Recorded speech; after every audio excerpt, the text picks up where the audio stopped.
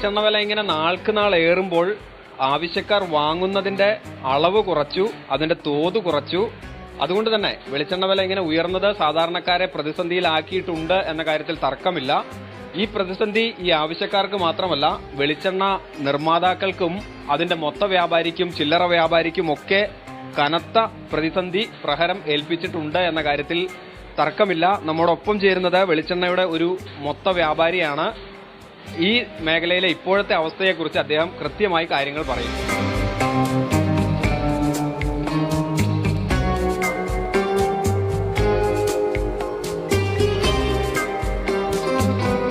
ചേട്ടാ, ആളുകൾ മുഴുവൻ പറയുന്നത് വെളിച്ചെണ്ണയ്ക്ക് ഭയങ്കര വിലയാണ്, അതുകൊണ്ട് അവര് വലിയ പ്രതിസന്ധിയിലാണെന്നാണ് പറയുന്നത്. എന്താ ഈ കച്ചവടക്കാരുടെ ഒരു അവസ്ഥ എന്താ?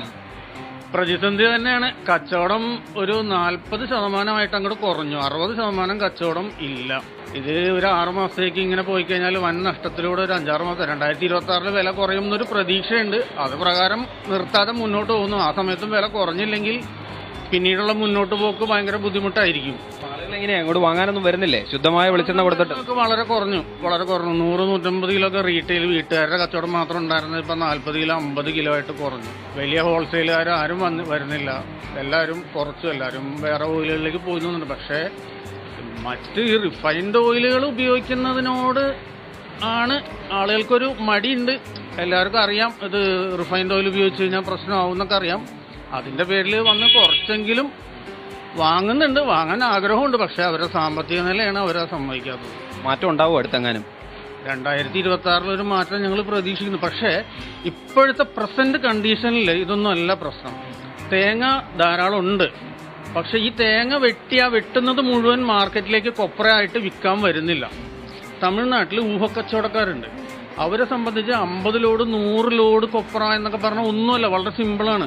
അപ്പൊ അവരത് ചെയ്യാതിരിക്കുമോ? അവര് പിടിക്കുകയാണ്, കൊപ്ര പിടിക്കുകയാണ്. 100, 200, 500 ലോഡ് പിടിക്കുന്ന ആൾക്കാർ തമിഴ്നാട്ടിലുണ്ട്. അതാണൊരു പ്രശ്നം. അതിന് തടയിട്ട് കഴിഞ്ഞാൽ മാർക്കറ്റ് ഇപ്പൊ തവിടുപൊടിയാവും.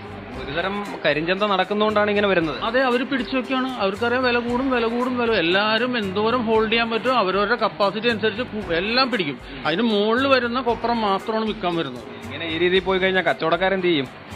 കച്ചവടക്കാരിപ്പോൾ ഒരുവിധപ്പെട്ട മില്ലുകളൊക്കെ ഹോൾസെയിൽ പരിപാടിയൊക്കെ നിർത്തി പണിക്കാരെ കുറച്ചു, റീറ്റെയിൽ മാത്രമായിട്ട് ജസ്റ്റ് ഇങ്ങനെ സർവൈവ് ചെയ്യുക, പിടിച്ചു നിൽക്കുക എന്നുള്ളൊരു പോളിസിയിലോട്ട് മാറിയിട്ടുണ്ട് ഒരുപാട് മില്ലുകാർ.